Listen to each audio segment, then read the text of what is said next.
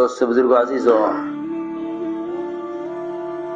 اللہ کی ذات عالی پر یقین کیے بغیر نہ کسی خطرے سے بچا جا سکتا ہے اور نہ کسی خیر کو حاصل کیا جا سکتا ہے، اس لیے کہ اللہ کی ذات عالی سے فائدہ اٹھانے کے لیے کائنات کا یقین نکلنا شرط ہے۔ اللہ کی ذات عالی سے فائدہ اٹھانے کے لیے کائنات کا یقین نکلنا شرط ہے۔ جن کے دلوں میں کائنات کا یقین ہوگا وہ یوں سمجھیں گے کہ جو کچھ کائنات میں ہوتا ہے کائنات سے ہوتا ہے، اور جن کا یقین اللہ کی ذات عالی پر ہوگا وہ یوں مطمئن رہیں گے کہ جو چیز اللہ کی طرف سے مجھے پہنچنے والی ہے وہ پہنچ کر رہے گی۔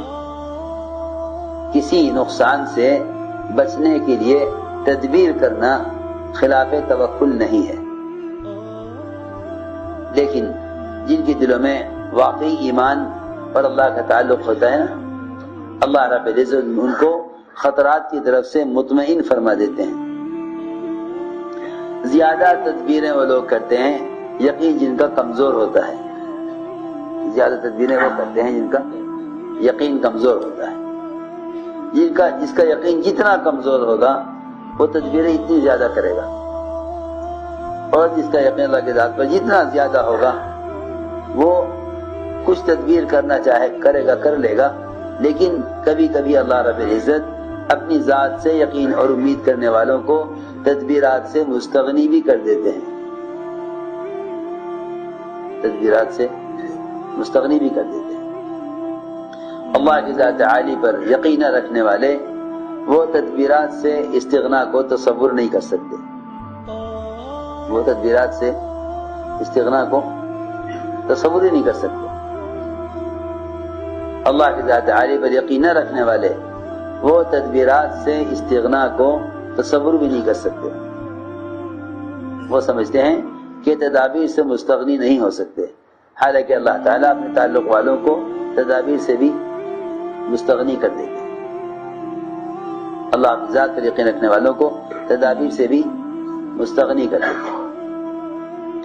اور کبھی کبھی انبیاء علیہ السلام بھی اس لیے تدابیر اختیار کرتے ہیں اور بھی تدابیر میں بعض مرتبہ ناکام بھی ہو جاتے ہیں، یہ لوگ سمجھ لیتے ہیں کہ نہیں، کرنے والی ذات اللہ کی ہے۔ تو اللہ کی ذات عالی پر جس حضور اکرم صلی اللہ علیہ وسلم توکل فرماتے تھے، اللہ اپنے صحابہ حضور اکرم صلی اللہ علیہ وسلم اپنے صحابہ کو توکل سکھلاتے بھی تھے۔ صحابہ کو توکل دیکھو، یاد رکھنا، توکل کے سیکھنے کا سب سے آسان راستہ یہ ہے کہ مخلوق سے سوال کرنا حرام کر لو۔ مخلوق سے جتنا زیادہ استغنا ہوگا اتنا توکل پیدا ہوگا، اتنا توکل، جتنا مخلوق سے استغنا ہوگا اتنا توکل پیدا ہوگا۔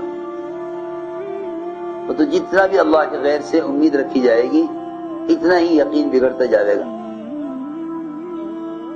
اتنا یقین بگڑتا جائے گا جتنا اللہ کے غیر سے۔ اس لیے جو چیز اللہ تعالیٰ کی طرف سے آنی مقدر ہو جائے اس پر راضی ہو جاؤ، اس پر راضی ہو جاؤ۔ پیش آنے والے حوادث کا کسی کو الزام دینا یہ بھی اللہ سے تعلق کی کمی ہے۔ نہیں، اللہ تعالیٰ نے یوں چاہا تھا یوں ہو گیا، اللہ چاہتے تو یوں نہ ہوتا، کیونکہ اللہ نے چاہا تھا اس لیے ایسا ہو گیا۔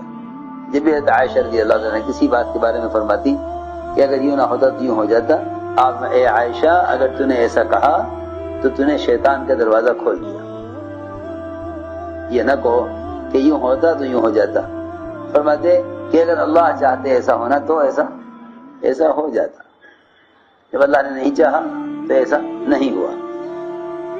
یہ علی ابن مرہ کہتے ہیں کہ علی رضی اللہ تعالی عنہ رات کو نکلے مسجد کی طرف، مسجد میں نوافل پڑھنے کے لیے۔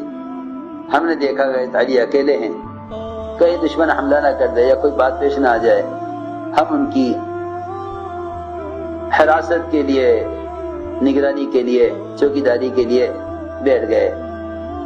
جب آپ فارغ ہوئے جماعت سے تو ہمارے پاس آئے، فرمایا کیوں بیٹھے ہو؟ ہم نے کہا کہ ہم آپ کی حفاظت کے لیے بیٹھے ہیں۔ فرمایا کہ یہ تو بتلاؤ کہ آسمان والوں سے حفاظت کے لیے بیٹھے ہو یہ زمین والوں سے حفاظت کے لیے بیٹھے؟ حفاظت کس سے کرنا چاہتے؟ آسمان والوں سے یا زمین والوں سے؟ وہ ظاہر بات ہے کہ آسمان والوں سے کون حفاظت کر سکتا ہے؟ ہم نے کہا کہ نہیں جی، آسمان والوں سے کیا حفاظت کریں گے ہم تو زمین والوں سے حفاظت کرنے کے لیے آئے ہیں۔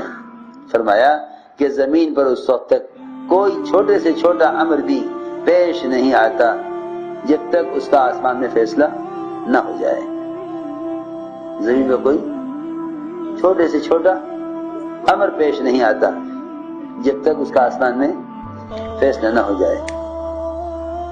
اور ہر شخص پر اللہ تعالی کی طرف سے 2 فرشتے ہر وقت اس کے ساتھ ہیں جو اس کے اوپر سے ہر آنے والی بلا کو دور کرتے ہیں اور روکتے ہیں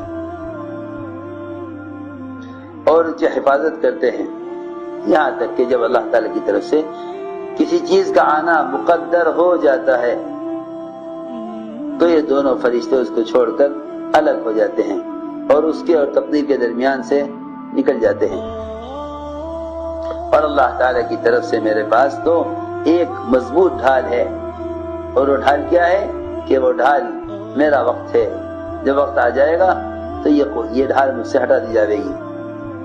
اور فرمایا کہ کوئی شخص اس وقت تک ایمان کا مزہ چکھ نہیں سکتا یہاں تک کہ وہ اس کا یقین کر لے کہ جو چیز کو پیش آئی ہے وہ اس سے چوکنے والی نہیں تھی، اور جو اس سے چوک گئی ہے وہ اس کو ملنے والی نہیں تھی۔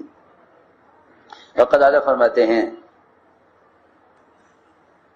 حضرت قتادہ رضی اللہ تعالیٰ عنہ کہ آخری رات جو علی پر آئی ہے وہ اس رات میں بے چین اور پریشان پھر رہے تھے۔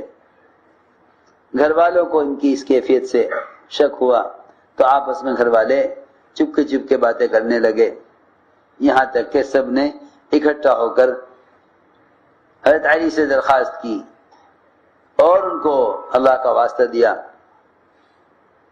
کہ آپ اپنے حفاظت کی فکر کریں۔ فرمایا کہ ہر بندے کے اوپر اللہ کی طرف سے 2 فرشتے ہر وقت اس کی حفاظت کے لیے اللہ کی طرف سے متعین ہیں جب تک اس کا اللہ کی طرف سے ہی فیصلہ نہ ہو جاوے، اور جب اللہ کی طرف سے تقدیر کا لکھا ہوا آ جاتا ہے تو وہ فرشتے اس کے اور تقدیر کے درمیان سے ہٹ جاتے ہیں۔ چنانچہ حضرت علی نکلے مسیح کی طرف اور حضرت علی کو شہید کر دیا گیا۔ قبیلہ مراد کا تھا قاتل، حضرت علی رضی اللہ تعالیٰ عنہ اپنے قاتل کو دیکھ کر فرمایا کرتے تھے، قبیلہ مراد کا تھا قاتل، آپ اس کو دیکھ کر فرمایا کرتے تھے، پہچانتے تھے اس کو پہچانتے تھے۔ فرمایا کہ اس کو دیکھ کر اريد حباءه ويريد قتلي، اريد حباءه ويريد قتلي اعذرك من خليلك من مرادي، کہ میں تو اس کو تحفے دینا چاہتا ہوں اور وہ مجھے قتل کرنا چاہتا ہے، اور میں جانتا ہوں کہ وہ قبیلہ مراد کے کس خاندان کے کس گھرانے کا کس کے باپ کا بیٹا ہے، میں اس کے سارے نسب سے واقف ہوں، میں اپنے قاتل کو اس کے پورے خاندان اور قبیلے اور گھرانے کے اعتبار سے جانتا ہوں اچھی طرح، میں اسے تحفہ دینا چاہتا ہوں، وہ مجھے قتل کرنا چاہتا ہے۔ تو جانتے تھے، چنانچہ ایک آدمی ابو مجلس کہتے ہیں کہ ایک آدمی قبیلہ مراد کا علی کے پاس آیا، علی رضی اللہ تعالیٰ عنہ مسجد میں نماز پڑھ رہے تھے، اس آدمی نے آ کر کہا کہ قبیلہ مراد کے کچھ لوگ آپ کو قتل کرنا چاہتے ہیں۔ حضرت علی نے فرمایا کہ ہر شخص کے ساتھ 2 فرشتے اللہ کی طرف سے اس کی حفاظت پر متعین ہیں، جب اللہ تعالی کی طرف سے تقدیر کے لکھا ہوا آ جاتا ہے تو یہ دونوں فرشتے اس کے اور تقدیر کے درمیان سے ہٹ جاتے ہیں۔ اور موت تو سب سے مضبوط ڈھال ہے، سب سے مضبوط ڈھال ہے، کہ مطلب یہ ہے کہ جب تک موت کا وقت آئے گا نہیں اس وقت تک کوئی کچھ نہیں کر سکتا، سب سے مضبوط ڈھال موت ہے۔ حضرت علی سے کہا گیا کہ کیا ہم آپ کی حفاظت نہ کریں؟ فرمایا کہ ہر شخص پر اس کا محافظ وہ اس کی موت ہے، اس کی موت اس کی محافظ ہے۔ جعفر بن محمد کہتے ہیں کیونکہ مطلب اس کا یہ ہے کہ موت سے کوئی حفاظت نہیں کر سکتا۔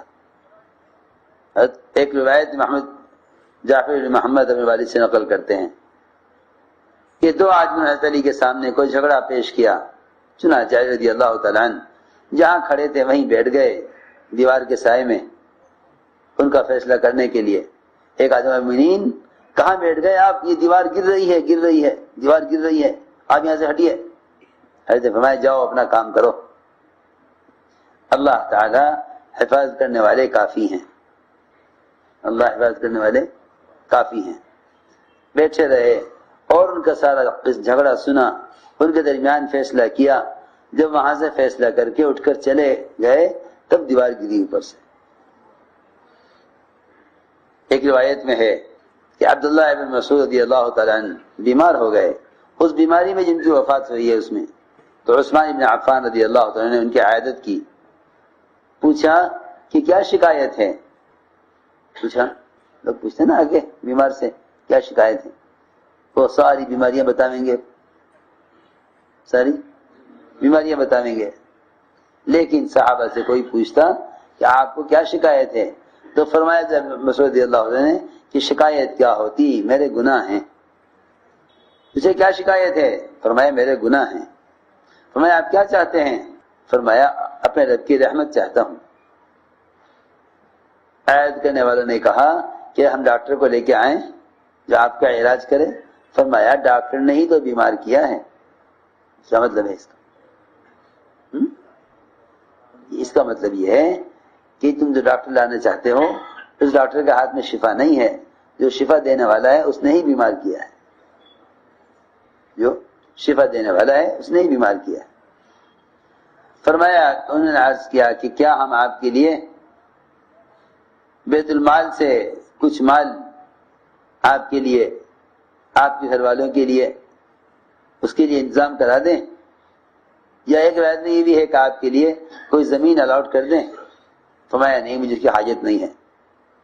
لوگوں نے کہا کہ آپ کے بعد آپ کی بیٹیوں میں کام آئے گی۔ فرمایا کیا تو میری بیٹیوں کے بارے میں فقر کا اندیشہ ہے؟ میں نے اپنی بیٹیوں کو ہر رات سورہ واقعہ پڑھنے کا حکم کیا ہوا ہے، میں نے اپنی بیٹیوں کو ہر رات سورہ واقعہ پڑھنے کا حکم کیا ہوا ہے۔ یقینی بات ہے کہ انہیں کبھی فاقہ پیش نہیں آئے گا۔ اللہم صلی علی سیدنا مولانا محمد